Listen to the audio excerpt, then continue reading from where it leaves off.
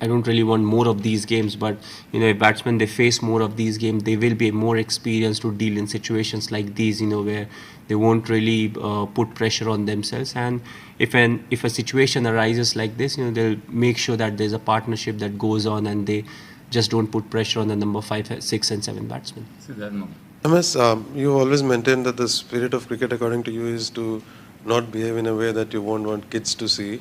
Do you think that spirit has been upheld by both the teams? Well, a lot of what has been spoken on the ground, I don't really know. I have just told my player, not to abuse anyone, because that's something that's definitely unacceptable. And, I'm behind the stump, so I don't really know what's happening between the runner and the mid-off fielder or something like that. So I also keep telling the umpire, if there's anything and if you feel, there's something wrong, please tell me, and, appropriately it will be handled. But at the same time, you don't want players to be like not speaking anything, just standing there and playing the game of cricket. So overall, I don't really know what's happening, but both the sides, they have handled it quite well, and till it stays on the field, it's fair enough.